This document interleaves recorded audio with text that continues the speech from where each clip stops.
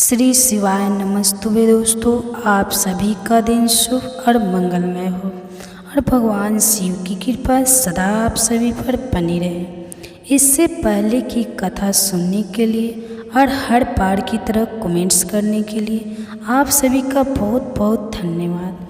आज सुनिए सावन मास महात्म में आगे की कथा। वीडियो के लास्ट में आज आप भगवान श्री कृष्ण की भक्ति की एक बहुत ही दिव्य कथा भी सुनेंगे। तो आप आज की इस कथा को भी हर बार की तरह अपना प्यार जरूर दीजिएगा। इससे पहले की अध्याय में अपने ब्राह्मण और नील वस्त्र या फिर नील से जो हानि होती है उसके बारे में जाना था। देवी पार्वती को बताते हुए महादेव जी कहते हैं कि इसके बाद परशुराम जी के द्वारा स्थापित रामेश्वर लिंग का दर्शन करें। वह स्थान गोपेश्वर के वैवस्व कुंड में 30 धनुष की दूरी पर है। जिस समय जगदम्बी पुत्र परशुराम जी ने पिता की आज्ञा से अपनी माता का वध किया और पिता के अनुग्रह से वह पुनः जीवित हो गए, उस समय प्रभास क्षेत्र में आकर उन्होंने अद्भुत तपस्या की। वे मेरे विग्रह की स्थापना करके 150 वर्ष तक आराधना में लीन रहे। इससे संतुष्ट होकर मैंने उन्हें मनवांछित वर दिया और उनके द्वारा स्थापित शिवलिंग में निवास किया। इससे महर्षि परशुराम कृतार्थ हो गए। फिर भूमंडल के संपूर्ण क्षत्रियों का 21 बार श्रृंगार करके वे माता पिता के ऋण से उड़ीन हो पाए। जो मनुष्य उनके द्वारा स्थापित शिवलिंग का भक्तिपूर्वक पूजन करता है वह समस्त पापों से मुक्त होकर मेरे धाम में जाता है। देवी रामेश्वर से 20 धनुष के अंतर पर नरद कोण में चित्रांग देवेश्वर लिंग है। गंधर्व के स्वामी चित्रांगद ने उस क्षेत्र को परम पवित्र जानकर वहाँ शिवलिंग स्थापित किया और बड़ी भारी तपस्या करके मेरी आराधना की। जो पुरुष भाव भक्ति से युक्त होकर उस लिंग की पूजा करता है वह गंधर्व लोक में जाता और गंधर्व के साथ आनंद भोगता है। उस स्थान से दक्षिण और नेतृत्व में 16 धनुष के अंतर पर रावणेश्वर लिंग है, जिसकी स्थापना रावण ने की है। वहाँ उसने भक्तिपूर्वक उपवास करके मेरी आराधना की और गीत वाद आदि का आयोजन करके जागरण किया। 15 दिनों तक इस प्रकार मेरी अर्चना करने पर आकाशवाणी हुई, महाबाहु 10 ग्रीव, मैं तुम पर बहुत प्रसन्न हूँ। मेरे प्रसाद से तीनों लोग तुम्हारे अधीन होंगे। मैं प्रतिदिन तुम्हारे द्वारा स्थापित शिवलिंग में निवास करूँगा। राक्षस राज जो मनुष्य भक्ति पूर्वक रावणेश्वर लिंग की पूजा करेंगे वे शत्रुओं से अजय होंगे और मेरी कृपा से उन्हें परम सिद्धि प्राप्त होगी। ऐसा कहकर मेरी आकाशवाणी मौन हो गई। रावण ने भी संतुष्ट होकर बारंबार मेरा पूजन किया और तीनों लोकों पर विजय पाने की इच्छा रखकर वह पुष्प के विमान पर आरूढ़ होकर अभिस स्थान को चला गया। रावणेश्वर से पश्चिम 5 धनुष दूर सौभाग्य दैनी गौरी का निवास है, जहाँ पर सौभाग्य की इच्छा रखने वाली और उद्धंती देवी ने गौरी जी की आराधना में तत्पर होकर घोर तपस्या की थी। गौरी देवी के प्रसाद से ही उन्हें उत्तम सिद्धि प्राप्त हुई। जो माघ शुक्ला तृतीया को भक्तिपूर्वक गौरी जी की पूजा करता है वह 7 जन्मों तक सौभाग्यशाली होता है। महादेव जी कहते हैं रावणेश्वर से वायव्य कोण में 30 धनुष की दूरी पर पुलोमेश्वर लिंग है। उसकी स्थापना पुलोम पुत्री सची ने, जिस तारकासुर ने देवताओं का राज्य छीन लिया और स्वयं इंद्र पद पर अधिकार जमा लिया तथा उसके भय से व्याकुल इंद्रदेव कहीं भाग गए। उस समय उनकी पत्नी सची ने शोक से दुर्बल होकर मेरी आराधना की। इससे संतुष्ट होकर मैंने सची से कहा, देवी मेरा पुत्र तारकासुर का वध करेगा तुम निश्चित होकर जाओ। जो मनुष्य इस पोलोमीश्वर लिंग का पूजन करेगा वह मेरा पार्षद होकर मेरे समीप पहुँच जाए। यह सुनकर पतिव्रता इंद्राणी देवराज इंद्र के पास चली गई। महादेव जी कहते हैं, देवी, वही पाताल विवर से युक्त एक महापीठ है जहाँ महाकाली देवी निवास करती है। ये सब दुखों की शांति तथा समस्त शत्रुओं का नाश करने वाली है। कृष्ण पक्ष की अष्टमी को आधी रात में गंध पुष्प आदि उपचारों से विधि पूर्वक पूजा करने पर वे समस्त दुखों को दूर करती है। जो स्त्री शुद्ध विचरण होकर 1 वर्ष तक प्रत्येक शुक्ल पक्ष की तृतीया को विधि पूर्वक देवी की पूजा करती है वह 7 जन्मों तक सुधा, दुर्भाग्य और दीनता का कष्ट नहीं भोगती। ब्रह्मा कुंड से उत्तर में थोड़ी ही दूरी पर पुष्करालु भी प्रभास क्षेत्र में आए और इस प्रकार बोले कि मैं जब तक यहाँ रहूँ तब तक त्रिपुष्कर तीर्थ में ही मुझे तीनों समझो कि संध्या करनी चाहिए। इसी समय जब लगन काल उपस्थित हुआ तब वेद चिंतक ब्राह्मणों ने बताया कि यही प्रतिष्ठा के लिए सबसे उत्तम समय है। उस समय ब्रह्मा जी को पुष्कर तीर्थ की ओर प्रस्थान करते देख निशानाथ चंद्रमा ने कहा, भगवान, ज्योतिषियों ने प्रतिष्ठा के लिए यही शुभ मुहूर्त बताया है। यह मुहूर्त बीतने न पाए, इसका ध्यान रखना चाहिए। तब ब्रह्मा जी ने मन ही मन पुष्कर तीर्थों का विचरण किया। उनके स्मरण करते ही वे तीनों नदी के तट पर प्रकट हो गए। उस समय नदी में ज्येष्ठ, मध्य और कनिष्ठ 3 भंवरें उठी।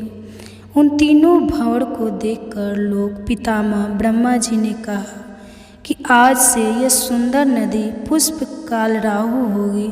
जो मनुष्य इसमें स्नान करके भक्तिपूर्वक पितरों का तर्पण करेगा उसे तीनों पुष्कर में स्नान के समान पुण्य प्राप्त होगा।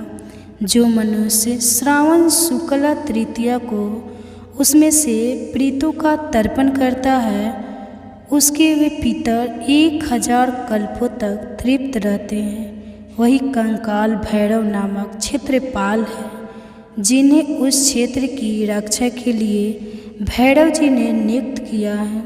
जो सावन शुक्ला पंचमी तथा आश्विन शुक्ला अष्टमी को कंकाल भैरव का भक्ति पूर्वक पूजन करता है उस महात्मा के उस क्षेत्र में निवास के लिए वे सभी विघ्नों का निवारण करते हैं और उसकी पुत्र की तरह रक्षा भी करते हैं। उस स्थान के दक्षिण भाग में ब्रह्मा कुंड के समीप दरिद्रता का नाश करने वाले त्रिचित्रा दुर्गा निवास करते हैं जो सदा सभी प्राणियों के हित में तत्पर रहते हैं।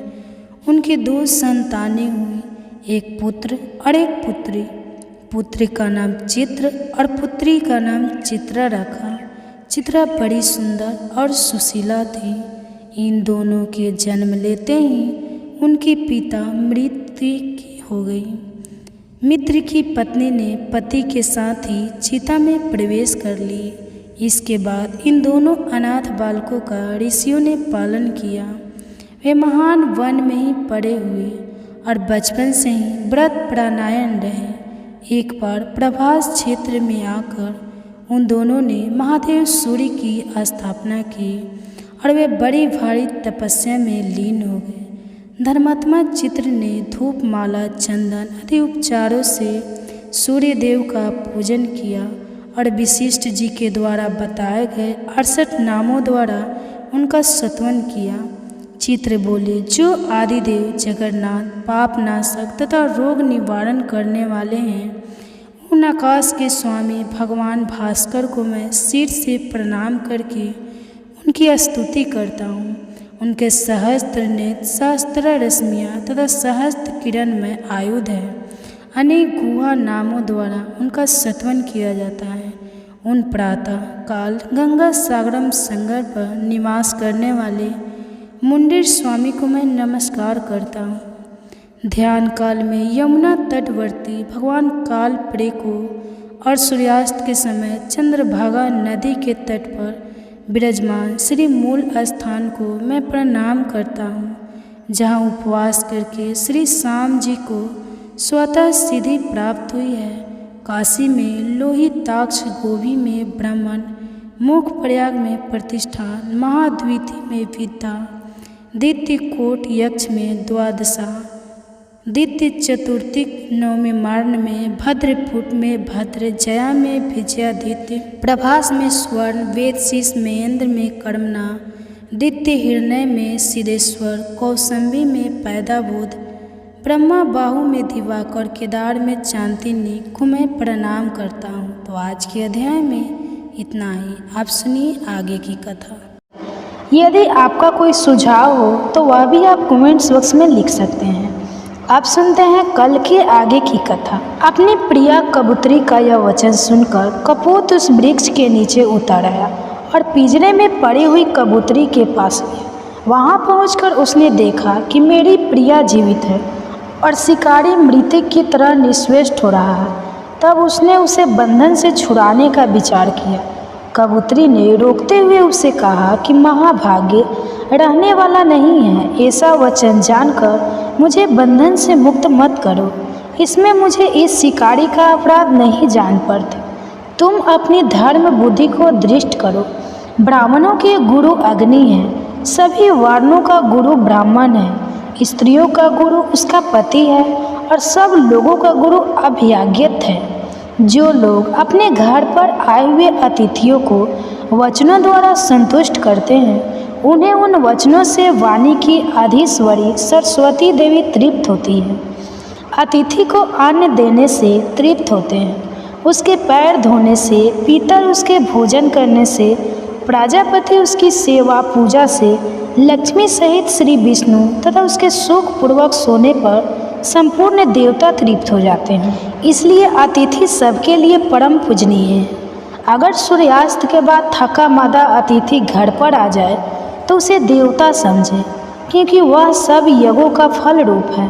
थके हुए अतिथि के साथ गृहस्थ के घर पर संपूर्ण देवता पितर और अग्नि भी पधारते हैं।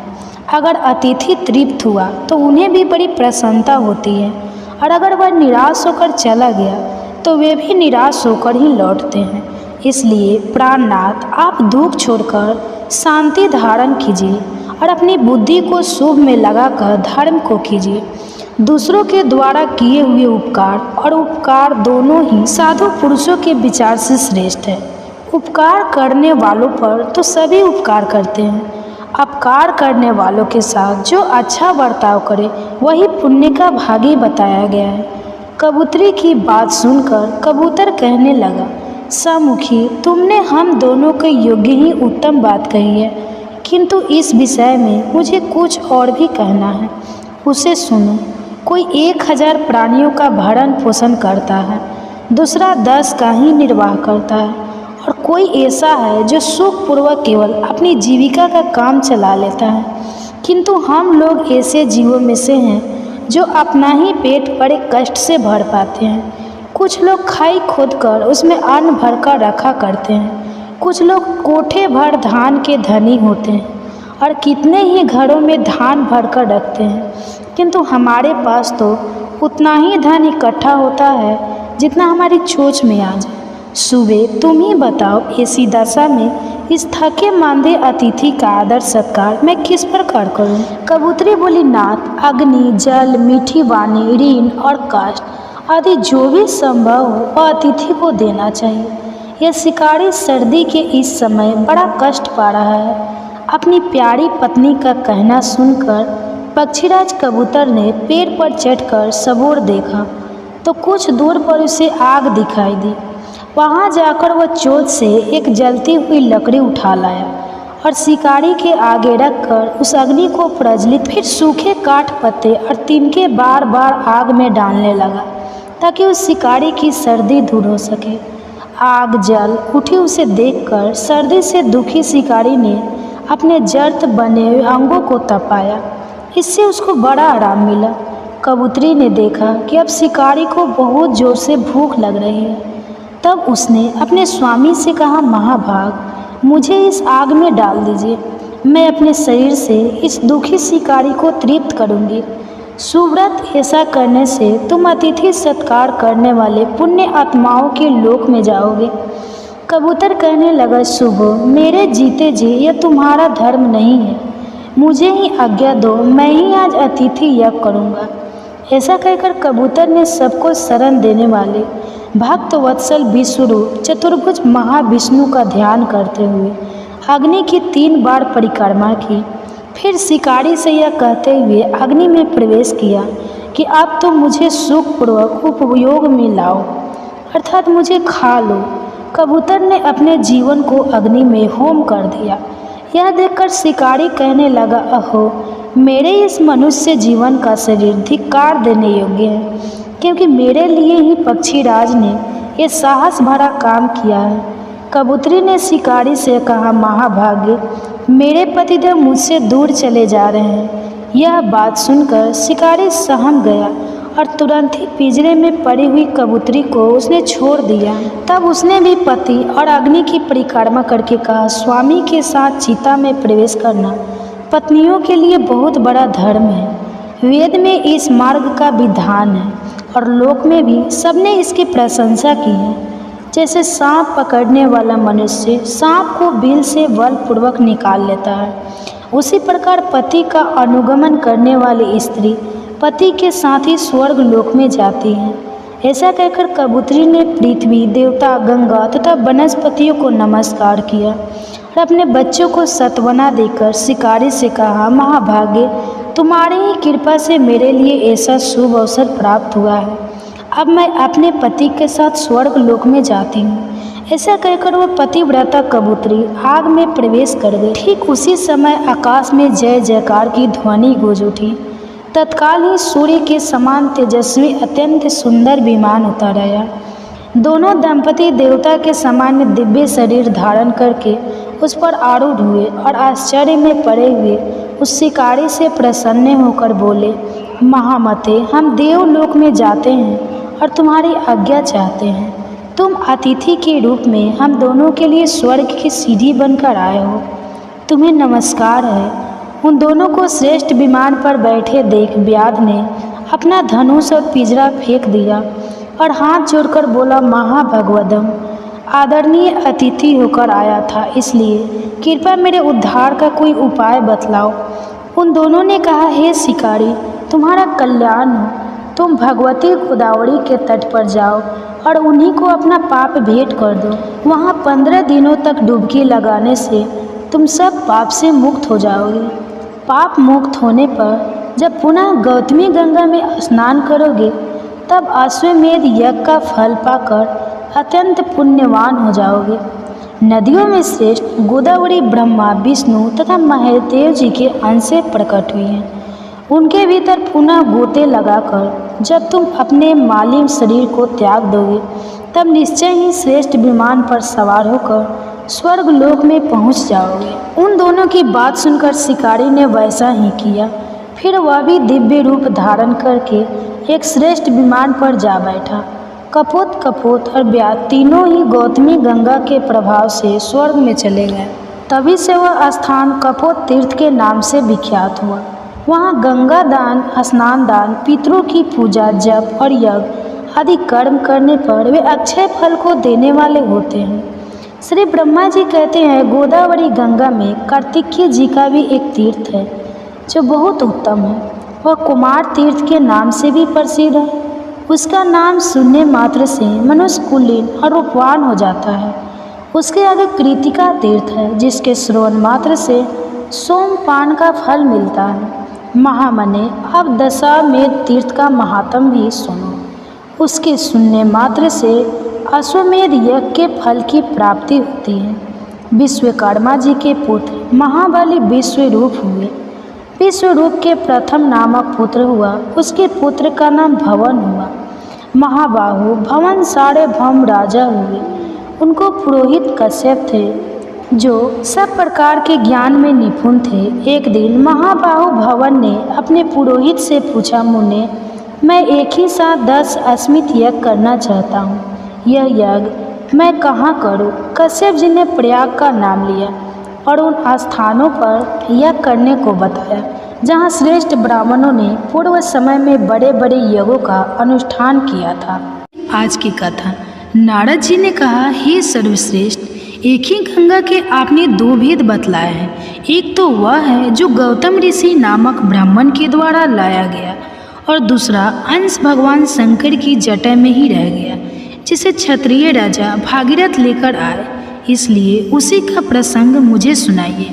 ब्रह्मा जी बोले, देवर्ष, वैवस्व मनु के वंश में राजा इवाक के कुल के सागर नाम के एक अत्यंत धार्मिक राजा हुए हैं। वे यज्ञ करते, दान देते और सदा धार्मिक आचार विचार से रहा करते थे। उनकी दो पत्नियां थीं। वे दोनों ही पति भक्ति पर परायण थी, किंतु उनमें से किसी को भी संतान नहीं हुई। इसलिए राजा के मन में बड़ी चिंता थी।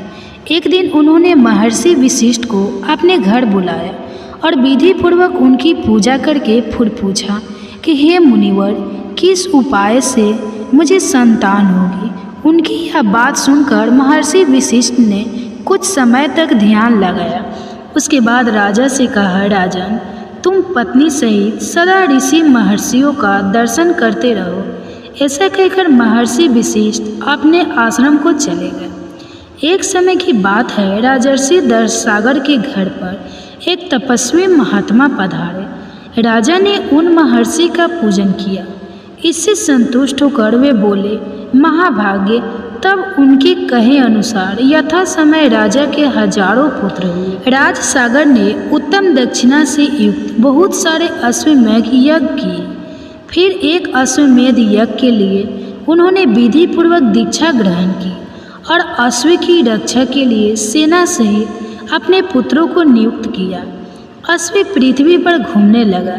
इसी बीच में कहीं अवसर पाकर देवराज इंद्र ने उस अश्व को हर लिया और रक्षकों को सौंप दिया। राजकुमार घोड़े को इधर उधर ढूंढने लगे, किंतु उन्हें कहीं भी वह अश्व दिखाई नहीं दिया।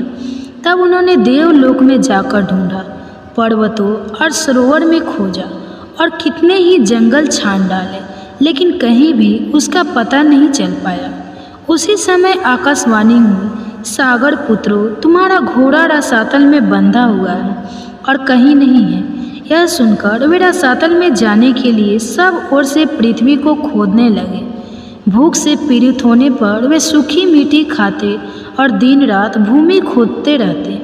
इस प्रकार शीघ्र ही रसातल में जा पहुँचे। राजा सगर के बलवान पुत्रों को वहाँ आया देखकर राक्षस थर्रा उठे और उनके वध का उपाय सोचने लगे।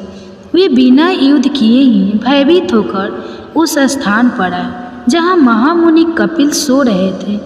कपिल जी का क्रोध बड़ा भयानक था।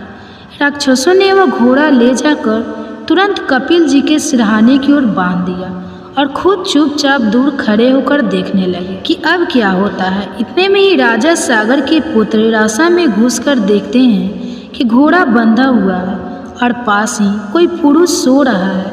उन्होंने कपिल जी को ही अश्व चुराकर यज्ञ में विघ्न डालने वाला माना और निश्चय किया कि इस महापाप को मारकर हम लोग अपना अश्व महाराज के पास ले चले।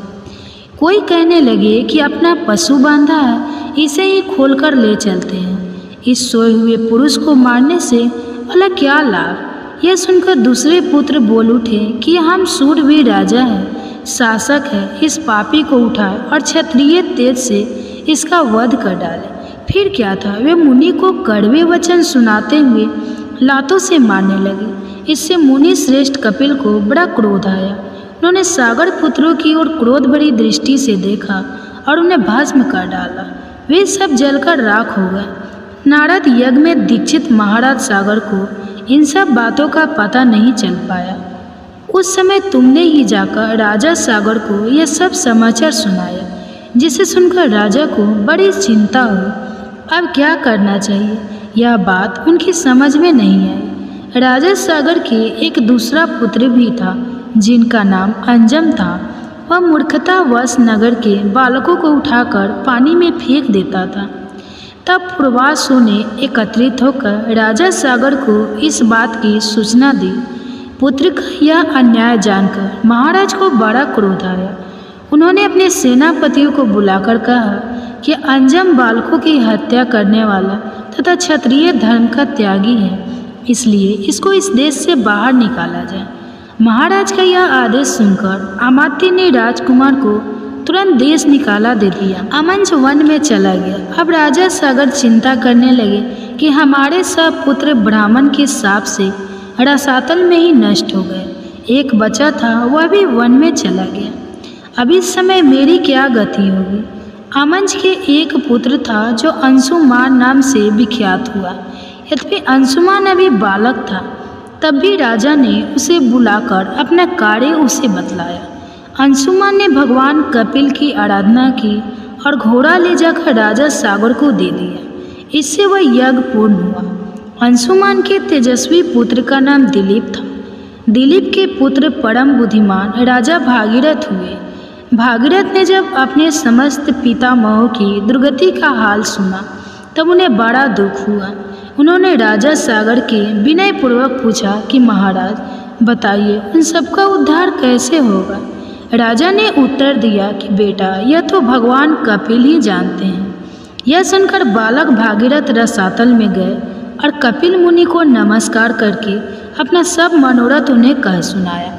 कपिल मुनि बहुत देर तक ध्यान करके बोले कि राजन, तुम तपस्या द्वारा भगवान शंकर की आराधना करो और उनकी जटा में स्थित गंगा जी के जल से अपने पितरों की भस्म को अपलावित करो।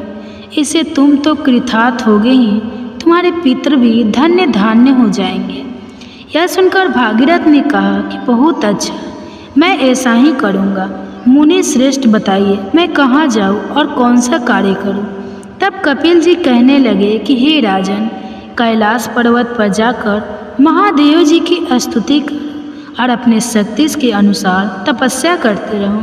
इससे तुम्हारे अभीष्ट की सिद्धि होगी। मुनि का यह वचन सुनकर राजा भागीरथ ने उन्हें प्रणाम किया और कैलाश पर्वत की यात्रा की। वहाँ पहुंचकर पवित्र होकर बालक भागीरथ ने तपस्या का निश्चय किया और भगवान शंकर को संबोधित करके इस प्रकार कहा कि प्रभु, मैं बालक हूँ, बुद्धि भी बालक की ही है और आप भी अपने मस्तक पर बाल चंद्रमा को धारण करते हैं। मैं कुछ भी नहीं जानता प्रभु, आप मेरे इस अनजानपन से ही प्रसन्न हो जाइए। हे अमरेश्वर, जो लोग वाणी से, मन से और क्रिया से कभी मेरा उपकार करते थे तथा हित साधन में संलग्न रखते थे, उनका कल्याण करने के लिए मैं उमा सहित आपको प्रणाम करता हूँ। हे महादेव, आप देवता आदि के लिए भी पूज्य हैं। जिन पूर्वजों ने मुझे अपने सगरोत और समान धर्म के रूप में उत्पन्न किया और पाल पोस कर बड़ा बनाया, भगवान शिव उनका अभीष्ट मनोरथ पूर्ण करे। मैं बालचंद्र का मुकुट धारण करने वाले भगवान शंकर को नित्य प्रणाम करता हूँ। भागीरथ के ऐसा कहते ही भगवान शिव उनके सामने प्रकट हो गए और बोले, महामते, तुम निर्भय होकर कोई वर मांगो। जो वस्तु देवताओं के लिए भी सुलभ नहीं है, वह भी मैं तुम्हें निश्चय ही दूंगा। यह आश्वासन पाकर भागीरथ ने महादेव जी को प्रणाम किया और प्रसन्न होकर कहा, हे देवेश्वर, आपकी जटा में जो सरिताओं में श्रेष्ठ गंगा जी विराजमान हैं, उन्हीं ही मेरे पितरों का उद्धार करने के लिए दे दीजिए। उससे मुझे सब कुछ मिल जाएगा। तब महेश्वर ने हंसते हुए कहा, बेटा, मैंने तुम्हें गंगा दे दी, अब तुम उनकी स्तुति करो। महादेव जी का वचन सुनकर राजा भागीरथ ने गंगा जी की प्राप्ति के लिए भारी तपस्या की और मन को संयम में रखकर भक्तिपूर्वक गंगा जी की स्तुति की। बालक होने पर भी भागीरथ ने अवाल्दिन परिक्रमा की और हाथ जोड़कर कहा, देवी महामुनि कपिल के शाप से मेरे पितर दुर्गति में पड़े हुए हैं। माते, आप उनका उद्धार कीजिए।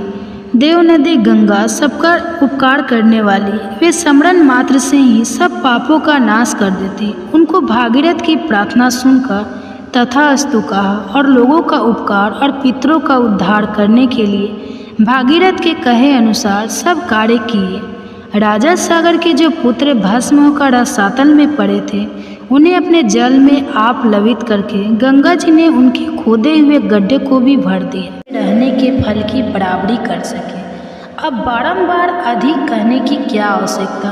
वह पुरुषोत्तम क्षेत्र सबसे महान है। यह बात सत्य है, सत्य है, एकदम सत्य है। समुद्र के जल से घिरे हुए पुरुषोत्तम तीर्थ का एक बार भी दर्शन कर लेने पर तथा ब्रह्मा विद्या का एक बार भी बोझ हो जाने पर मनुष्य फिर गर्भ में नहीं आता। जहाँ भगवान विष्णु का सान्निध्य है, उस उत्तम पुरुषोत्तम क्षेत्र में 1 वर्ष या फिर 1 मास तक भगवान की उपासना करें। ऐसा करने वाले पुरुष ने जप, होम तथा भारी तपस्या की है, वह उस परम धाम में जाता है जहाँ साक्षात ईश्वर श्रीहरि विराजमान रहते हैं। ब्रह्मा जी की बात सुनकर मुनिगण कहने लगे, भगवान, हमें तीर्थ की महिमा का विस्तार पूर्वक श्रवण करने पर भी तृप्ति नहीं होती, इसलिए आप पुनः किसी गोपनीय तीर्थ का वर्णन कीजिए।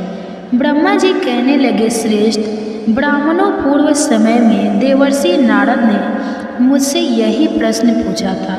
उस समय मैंने प्रयत्न पूर्वक जो कुछ उनसे कहा था वही तुम्हें भी बतलाता हूँ। सुनो नारद जी। नारद जी ने पूछा, जगपते स्वर्गलोक, मृतलोक और रसातल में कुल कितने तीर्थ हैं तथा सभी तीर्थों में सदा कौन सबसे बढ़कर तीर्थ है, कृपया बताइए। ब्रह्मा जी बोले, देवर्ष, स्वर्गलोक, मृतलोक और रसातल में 4 प्रकार के तीर्थ हैं। दव, आसु, आर्स और मानुष, यह तीनों लोक में विख्यात है। जम्बू द्वीप में भारतवर्ष तीर्थ भूमि है, वह तीनों लोकों में विख्यात है। बेटा, वह कर्म भूमि है, इसलिए उसे तीर्थ कहते हैं। पहले मैंने तुम्हें जो बताए हैं वे सब तीर्थ भारतवर्ष में ही हैं। हिमालय और विंध्य पर्वत के बीच में 6 ऐसी नदियां हैं जिनका प्रकट ब्रह्मा, विष्णु तथा शिव इन देवताओं से हुआ है। इसी प्रकार दक्षिण समुद्र तथा विंध्य पर्वत के बीच में भी 6 देव संभव नदियां हैं। यह 12 नदियां प्रधान रूप से बताई गई हैं। गोदावरी, भीमरथी, तुंगभद्रा, कृष्णवनी, तापी और पयोसनी, यह विंध्य पर्वत के दक्षिण की नदियाँ हैं। भागीरथी, नर्मदा, यमुना, सरस्वती, विशोका और विशस्त, यह विंध्याचल और हिमाचल पर्वत से संबंध रखने वाली नदियाँ हैं। इन पुण्यम नदियों को देव तीर्थ बताया गया है। कोलासल वृत्त, त्रिपुर अंधक है, मुर्दा, लवंग, नमु, शंख, यम, पताल, केतु, मय तथा पुष्कर इनके द्वारा आवृत तीर्थ आसु कहलाते हैं। प्रभास, भार्गव और अगस्त्य, नारायण, विशिष्ट, भरद्वाज, गौतम और कश्यप, इन ऋषि मुनियों द्वारा सेवित तीर्थ ऋषि तीर्थ हैं। अमरीश, हरिचंद्र, मधाता, मनुकुरु, कंखल, भद्राक्ष, असर, अशुभ, नचिकेता, वृषा, कपि तथा अरिदम आदि मानवों द्वारा निर्मित तीर्थ मानुष कहलाते हैं। यह सब यश तथा उत्तम फल की सिद्धि के लिए बने गए हैं। तीनों लोकों में कहीं भी जो अपने आप प्रकट हुए देव तीर्थ हैं, उन्हें पुण्य तीर्थ कहा गया है। इस प्रकार मैंने तीर्थ भेद बतलाया है। महादैत्य राजा बलि देवताओं के अजय शत्रु हुए। उन्होंने धर्म, यश, प्रजा पालन, गुरु भक्ति, सत्य भाषण, बल पराक्रम, त्याग और क्षमा के द्वारा वह सामान्य प्राप्त किया जिसकी लोकों में कहीं कोई तुलना ही नहीं है। उनकी बढ़ती हुई समृद्धि को देखकर एक बार देवताओं को बड़ी चिंता हुई। वे आपस में सलाह करने लगे कि हम बलि को कैसे जीते। राजा बलि के शासनकाल में तीनों लोक निष्कर्ष थे। कहीं पर आदि, व्याधि या शत्रुओं की बाधा नहीं थी। अनावृष्टि और अधर्म का तो नाम भी नहीं था। स्वप्न में भी किसी को दुष्ट पुरुष का दर्शन नहीं होता था।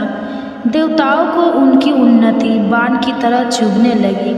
बलि की कृति रूपी तलवार से वे टुकड़े टुकड़े हुए जाते थे तथा उनके शासन रूपी शक्ति से देवताओं के समस्त अंग विदीर्ण हो रहे थे, इसलिए उन्हें कभी कांति नहीं मिलती थी। अब देवता उनसे द्वेष करने लगे, उनके यश रूपी अग्नि से जलने लगे। इसलिए देवतागण व्याकुल होकर भगवान विष्णु की शरण में गए। जाकर देवतागण कहने लगे, शंख चक्र और गदा धारण करने वाले जगन्नाथ, हम पीड़ित हैं, हमारी सत्ता छीन गई है। आप हमारी ही रक्षा के लिए अस्त्र शस्त्र धारण करते हैं। आप जैसे स्वामी के होते हुए हम पर ऐसा दुख आ पड़ा है। हमारी जो वाणी आपको प्रणाम करती थी वही एक दैत्य को कैसे नमस्कार करेगी। हे सुरेश्वर, आपको ऐश्वर्य से पुष्ट होकर अपने ही पराक्रम से तीनों लोकों को जीतकर हम स्थिर होंगे। अब दैत्य को हम कैसे नमस्कार करें। देवताओं का ऐसा वचन सुनकर दैत्यों का संहार करने वाले भगवान ने देव कार्य की सिद्धि के लिए इस प्रकार कहा। श्री भगवान बोले, देवताओं, बलि मेरा भक्त है, उसे देवता या असुर कोई भी नहीं मार सकते। जैसे तुम लोग मेरे द्वारा पालन पोषण के योग्य हो वैसे ही बलि भी है। मैं बिना युद्ध के ही स्वर्ग से बलि का राज्य छीन लूँगा और को बांधकर तुम्हारा राज्य तुम्हें लौटा दूंगा। ब्रह्मा जी कहते हैं, बहुत अच्छा कहकर देवता स्वर्ग में चले गए। इधर देवताओं के स्वामी भगवान विष्णु ने अदिति के गर्भ में पड़े। उनके जन्म के समय अनेक प्रकार के उत्सव होने लगे। यज्ञेश यज्ञ पूर्वक पुरुष स्वयं ही वामन रूप में अवतरित हुए। इसी समय बलवान में श्रेष्ठ बलि ने अश्वमेघ यज्ञ की दीक्षा ली। प्रधान ऋषि तथा वेद वेदांग के ज्ञाता पुरोहित शुक्राचार्य ने उस यज्ञ का आरंभ कराया। स्वयं शुक्र ही यज्ञ के आचार्य थे। उस यज्ञ में हविष्य का भाग लेने के लिए जब सब देवता निकट आए तब दान दो, भोजन करो, सबका सत्कार करो, पुण्य हो गया, पुण्य हो गया, ऐसा शब्द यज्ञ मंडप में गूंजने लगे।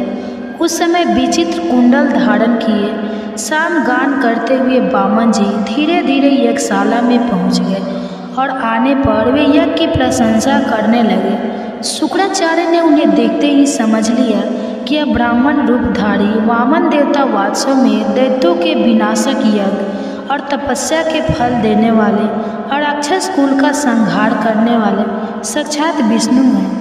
बलवान में श्रेष्ठ महातेजस्वी राजा बलि क्षत्रिय धर्म के अनुसार विजय होकर भक्तिपूर्वक धन का दान करते हुए अपनी पत्नी के साथ यज्ञ की दीक्षा लेकर बैठे थे और हविष्य का हवन करते हुए यज्ञ पुरुष का ध्यान कर रहे थे।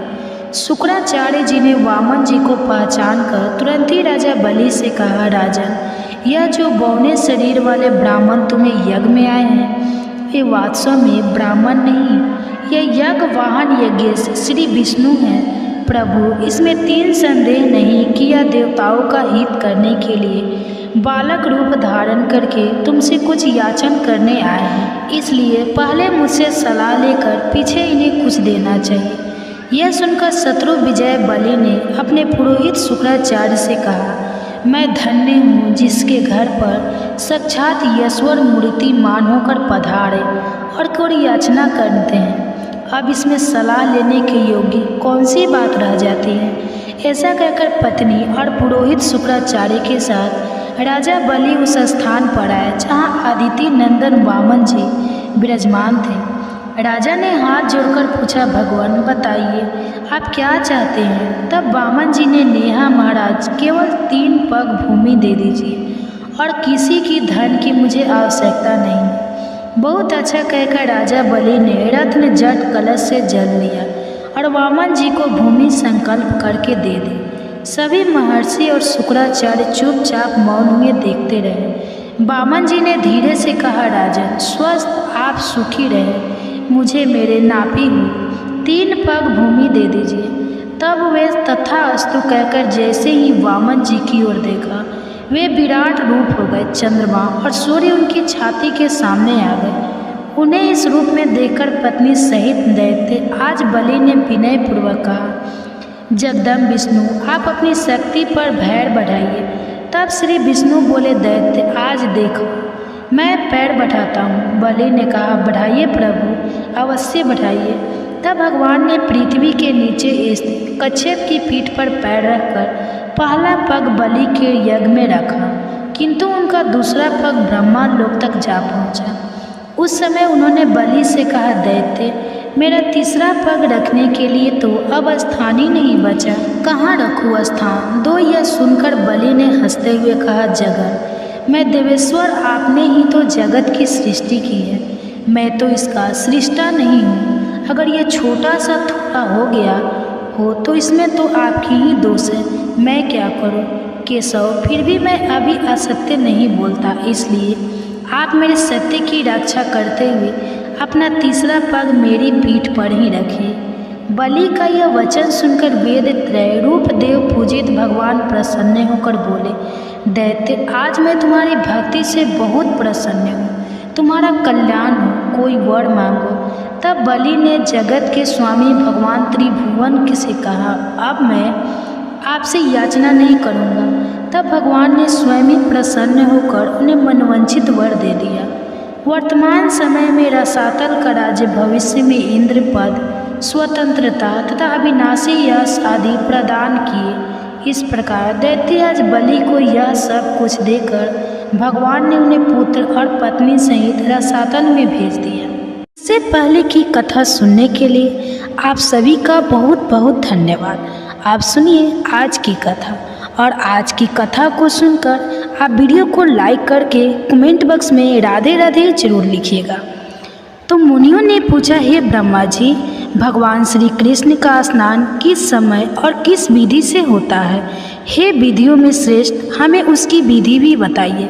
तब ब्रह्मा जी इस प्रकार कहने लगे, मुनियों, श्री कृष्ण, बलराम और सुभद्रा का स्नान परम पुण्यपम और सभी पापों का नाशक है। मैं उसकी विधि आदि का वर्णन करता हूँ, ध्यानपूर्वक सुनो। ज्येष्ठ मास में पूर्णिमा को ज्येष्ठा नक्षत्र आने पर वहाँ हर समय श्री का स्नान होता है। वहाँ सर्वतीर्थम कूप है जो अत्यंत निर्मल और पवित्र माना गया है। जेठ पूर्णिमा को उसमें भागवती गंगा प्रत्यक्ष रूप से प्रकट होती है।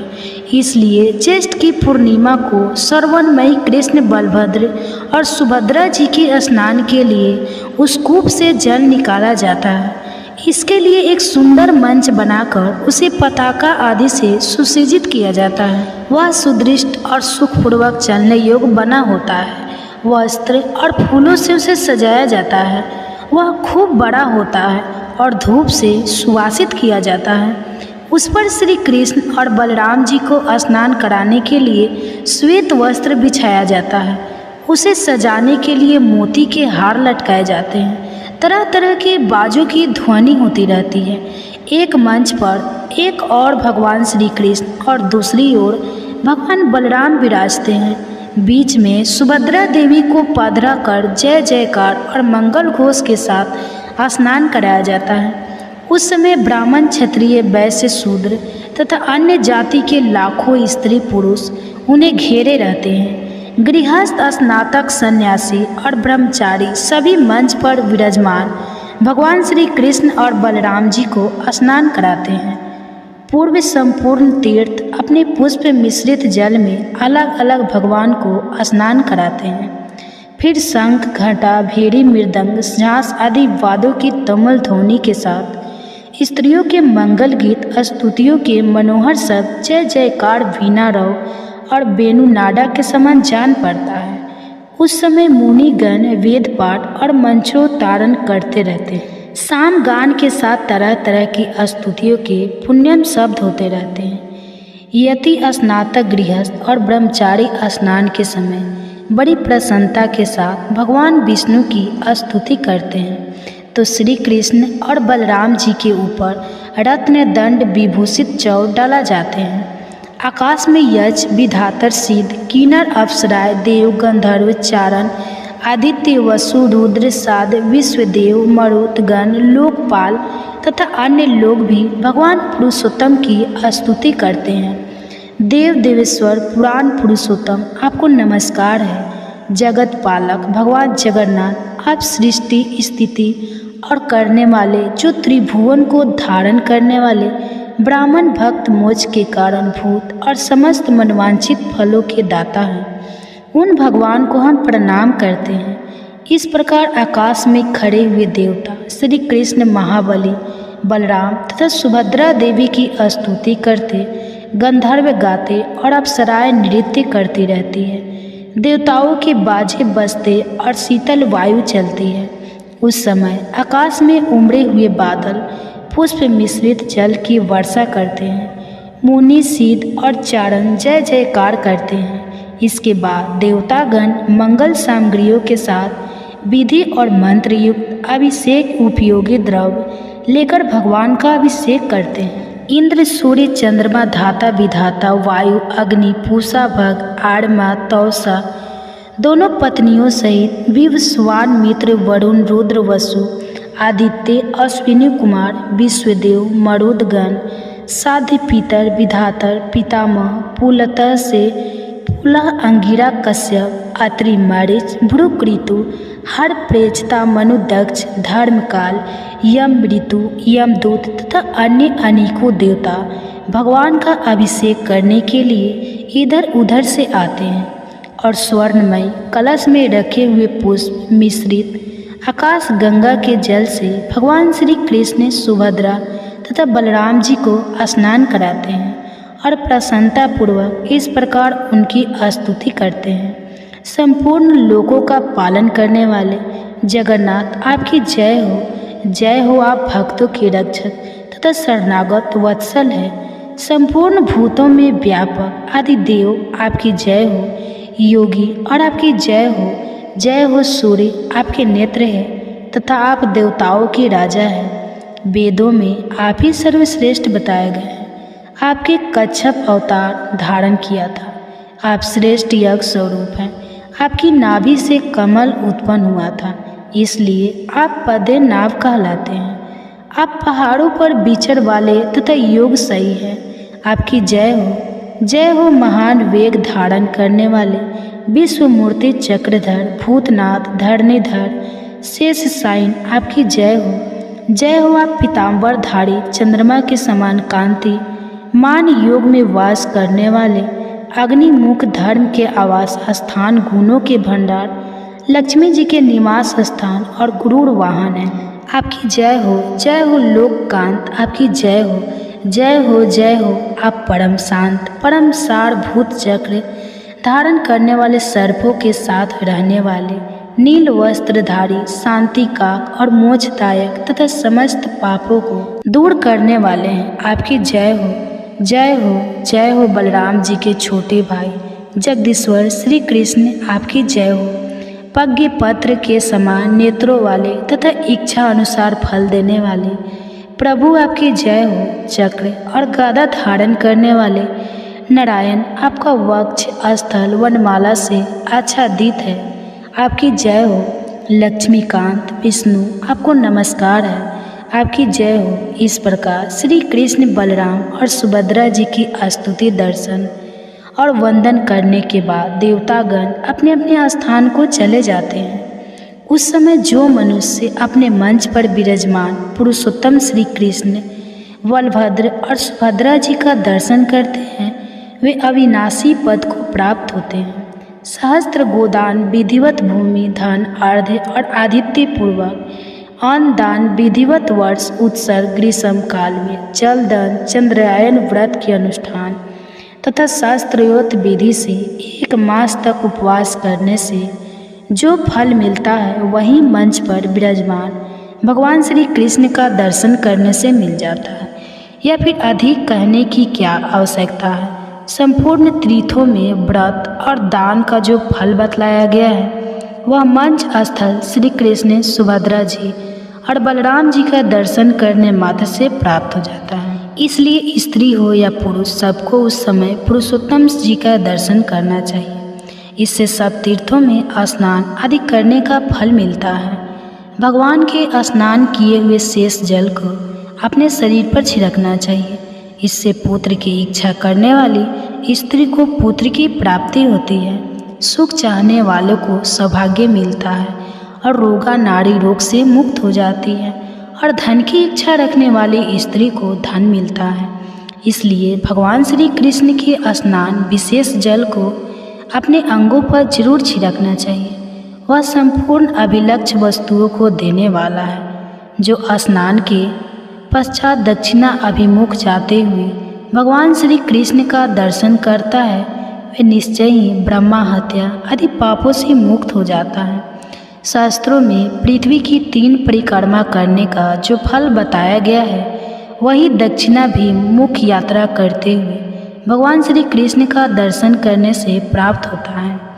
अधिक क्या कहा जाए, वेद, वास्तु, पुराण, महाभारत तथा समस्त धर्म शास्त्रों में पुण्य कर्म का जो कुछ भी फल बताया गया है वह सब सुभद्रा जी के साथ दक्षिणाभूमि कर यात्रा करने वाले भगवान श्री कृष्ण और बलराम जी का दर्शन करने मात्र से मिल जाता है। ब्रह्मा जी कहते हैं, मुनियों, भगवान श्री कृष्ण, बलभद्र और सुभद्रा जी यह रथ पर विराजमान होकर जब गुंडिचा मंडप की यात्रा करते हैं, अर्थात गुंडिच नामक उद्यान मंदिर जो पुरी में इंद्रधूमन सरोवर के तट पर स्थित है, इसके गुंडिचा, गुंजा, गुंडी और आदि नाम भी विख्यात हैं। तो जब गुंडिच मंडप की यात्रा करते हैं तो भगवान उस समय उन्हें उनका दर्शन प्राप्त होता है, और जो लोग एक सप्ताह तक उस मंडल में विराजमान भगवान श्री कृष्ण, बलभद्र जी और सुभद्रा जी का झांकी करते हैं, वे विष्णु लोक को जाते हैं। मुनियों ने पूछा, हे जगतपति, इस यात्रा का आरंभ किसने किया था? उसमें सम्मिलित होने वाले मनुष्य को क्या फल मिलता है? इस बारे में भी विस्तार पूर्वक बताइए। तब ब्रह्मा जी बोले, हे ब्राह्मणों, पूर्व काल में राजा इंद्र ने भगवान से प्रार्थना की कि मेरे सरोवर के तट पर एक सप्ताह के लिए आपकी यात्रा हो। तब श्री भगवान बोले, राजन, तुम्हारे सरोवर के तट पर 7 दिनों के लिए मेरी यात्रा होगी। वह यात्रा गुंडिचा नाम से विख्यात और समस्त अभिलक्ष फलों को देने वाली होगी और मोक्ष प्रदान करने वाले भगवान नरसिंह का प्रभाव बतलाता हूँ। सुनो, उनके समस्त गुणों का वर्णन कौन कर सकता है, इसलिए मैं भी संक्षेप से ही बताऊंगा। इस लोक में जो कोई देवी अथवा मनुष्य सिद्धियाँ सुनी जाती है वे सब भगवान की कृपा से ही सिद्ध होती हैं। स्वर्ग, मृत्यु लोक, पाताल दिशा, जल, गांव तथा पर्वत, इन सबनों में भगवान की कृपा से ही मनुष्य की आवाद गति होती है। मुनिवर, सनातन कल्पराज अर्थात पूजा की सर्वश्रेष्ठ विधि और नरसिंह जी का तत्व जिसे देवता या असुर भी नहीं जानते, तो तुम्हें बताता हूँ, सुनो। उत्तम साधक को चाहिए कि जाग जौ की लपसी मूल, फल, खली अथवा सतों से भोजन की आवश्यकता पूर्ण करे या फिर केवल दूध पीकर रहे। इंद्रियों को वश में रखकर धर्म परायण होकर वन, कांत प्रदेश, पर्वत, नदी संगम या सिद्ध क्षेत्र या फिर नरसिंह जी के मंदिर में जाकर या स्वयं स्थापना करके भगवान की विधिवत पूर्वक पूजा करे। शुक्ल द्वादशी को उपवास करके जितेंद्रिय भाव से 20 लाख बार भगवान के मंत्र का जाप करे। ऐसा करने वाला भक्त उपपातक और महापातकों से युक्त होने पर भी मुक्त हो जाता है। पहले भगवान नरसिंह की परिक्रमा करके चंदन और धूप आदि के द्वारा उनकी पूजा करे। मस्तक झुकाकर प्रभु को प्रणाम करे और उनके माथे पर कपूर और चंदन मिले हुए चमेली के फूल चढ़ाए। इससे सीधी प्राप्त होती है। किसी भी कार्य में भगवान की गति कुंठित नहीं होती। ब्रह्मा, रुद्रा आदि देवता भी उनके तेज को नहीं सह सकते। फिर संसार में सिद्ध, गंधर्व, मनुष्य, दानव, विधातर, यक्ष, किन्नर और महानागों की तो बात ही क्या है। एक बार भी भगवान नरसिंह का भक्तिपूर्वक दर्शन करने से करोड़ों जन्मों के पापों और दुखों से छुटकारा मिल जाता है।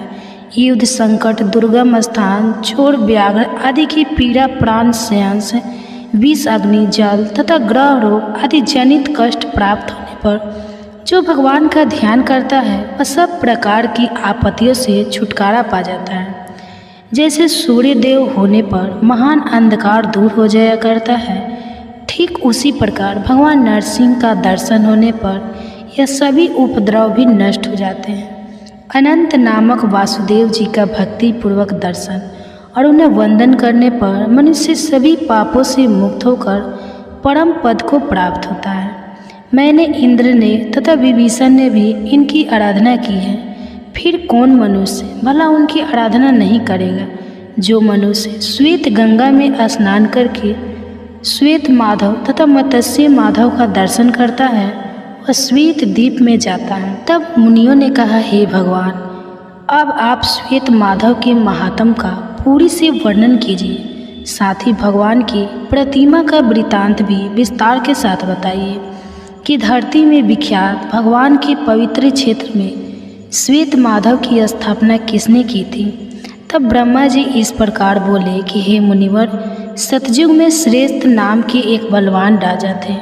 बड़े बुद्धिमान, धर्म शूरवीर, सत्य प्रतीक और दृढ़तापूर्वक व्रत का पालन करने वाले। उनके राज्य में 1000 वर्षों तक मनुष्य की आयु होती थी और किसी भी बालक की मृत्यु नहीं होती थी, अर्थात किसी की भी अकाल मृत्यु वहाँ नहीं होती थी।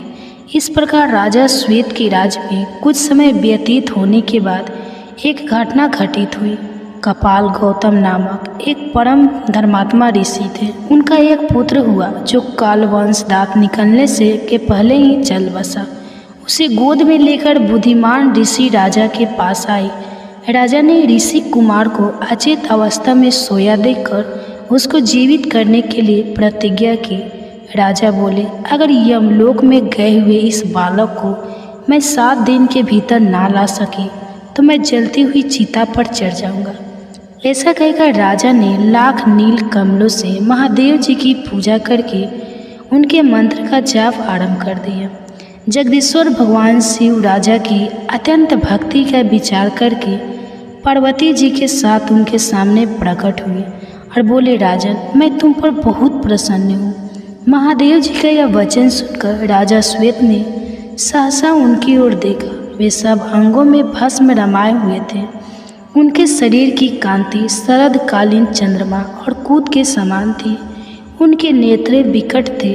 व्याघ्र चर्म का वस्त्र और उनके ललाट में चंद्रमा की रेखा थी। उन पर नजर पड़ते ही राजा ने सहसा पृथ्वी पर गिरकर उन्हें प्रणाम किया और फिर कहा, प्रभु, अगर आप मुझ पर प्रसन्न हैं और अगर कि मुझ पर दया है तो काल के वंश में पड़ा हुआ यह ब्राह्मण बालक पुनः जीवित हो जाए। यही मेरी प्रतिज्ञा है। महेश्वर, आप इसे यथा योग्य आयुष युक्त और कल्याण का भागी भी बनाए। श्वेत की यह बात सुनकर महादेव जी को बड़ी प्रसन्नता आई। उन्होंने सब भूतों को भय देने वाले काल को आज्ञा दी और काल ने मृत्यु के मुख में पड़े हुए उस बालक को जीवित कर दिया। इसके बाद वे देवी पार्वती के साथ अंतर ध्यान हो गए। फिर राजा ने हजारों वर्षों तक एकाग्रचित्त होकर राज्य किया। फिर लौकिक धर्मों और वैदिक नियमों का विचार करके भगवान केशव की आराधना का निश्चित व्रत ग्रहण किया। इसके बाद वे दक्षिण समुद्र के पुरुषोत्तम क्षेत्र में गए और जगन्नाथ जी के पास ही सुंदर रमणीय क्षेत्र में एक सुंदर मंदिर बनवाया और श्वेत शिला के द्वारा भगवान श्वेत माधव की प्रतिमा बनवाकर विधि पूर्वक उसकी प्रतिष्ठा की। उस समय ब्राह्मणों, दीनों, अनाथ और तपस्वियों को दान देकर राजा ने भगवान माधव के समीप पृथ्वी पर गिरकर संसाष्ट प्रणाम किया। फिर 1 महीने तक मौन और निराहार रहकर द्वादशाक्षर मंत्र का जप किया। जब समाप्त होने पर भगवान देवेश्वर की इस प्रकार स्तुति आरंभ की। श्वेत बोले, ओम वासुदेव को नमस्कार है। सबको अपनी ओर खींचने वाले संकर्षण को नमस्कार है। अत्यंत धूति, मान प्रदुमन, कभी रुद्ध होने वाले अनिरुद्ध तथा नारायण को नमस्कार है। जिनके अनेक रूप हैं, जो विश्व रूप विधाता, निर्गुण शुद्ध और उज्ज्वल कर्म वाले हैं, उनको नमस्कार है।